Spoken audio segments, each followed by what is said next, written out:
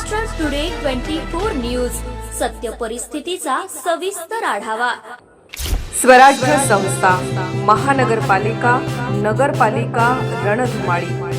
नेत्यांचं मत कोणाला, जनतेचा कौल कोणाला? पहा फक्त महाराष्ट्र टुडे 24 न्यूजवर।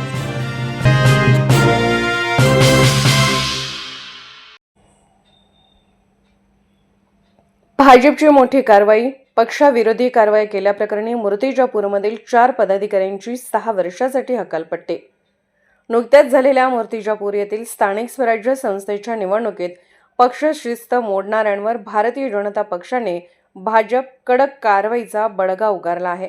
अधिकृत उमेदवारांविरुद्ध उमेदवारी दाखल करणे, त्यांचा प्रचार करणे तसेच पक्षविरोधी कारवायांमध्ये सक्रिय सहभाग घेऊन पक्षाच्या विचारांशी गद्दारी केल्याच्या गंभीर आरोपावरून 4 पदाधिकाऱ्यांना पुढील 6 वर्षासाठी पक्षातून निलंबित करत हकालपट्टी करण्यात आली आहे। जिल्हाध्यक्ष संतोष शिवरकर यांनी काल 14 डिसेंबर रोजी हे आदेश जारी केले।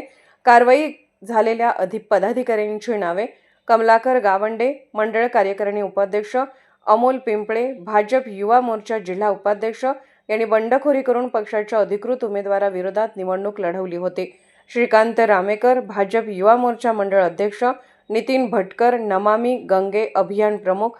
पक्षाचा स्पष्ट इशारा: या कारवाईतून पक्षशिस्त भंग करणाऱ्यांबाबत कोणतीही सहानुभूती दाखवली जाणार नाही, हा स्पष्ट संदेश भाजपने दिला आहे। तसेच पक्षातील इतर कोणत्याही पदाधिकारी किंवा कार्यकर्त्यांनी पक्षविरोधी भूमिका घेतल्यास त्यांच्यावरही कठोर कारवाई केली जाईल, असा सज्जड इशारा जिल्हाध्यक्षांनी दिला आहे। शहरात चर्चांना उधाण। या कारवाईमुळे मूर्तिजापूर शहरात मोठी खळबळ उडाली आहे। मात्र त्याचवेळी काही इतर भाजप पदाधिकाऱ्यांनी देखील अधिकृत उमेदवारांविरोधात अर्ज दाखल केले होते। उदाहरणार्थ प्रभाग 12 व 1 मधील उमेदवार, त्यांच्यावर कारवाई का झाली नाही, याबाबत शहरात दबक्या आवाजात चर्चा सुरू आहेत। निवडक पदाधिकाऱ्यांवरच कारवाई करून इतरांना सहानुभूती दाखवली जात असेल तर ही कारवाई झालेल्या पदाधिकाऱ्यांवर अन्याय नाही का, अशा विविध प्रश्नांवर शहरात राजकीय गप्पा रंगल्या आहेत। प्रतिनिधी दीपक थोरात, महाराष्ट्र टुडे 24 न्यूज, मूर्तिजापूर।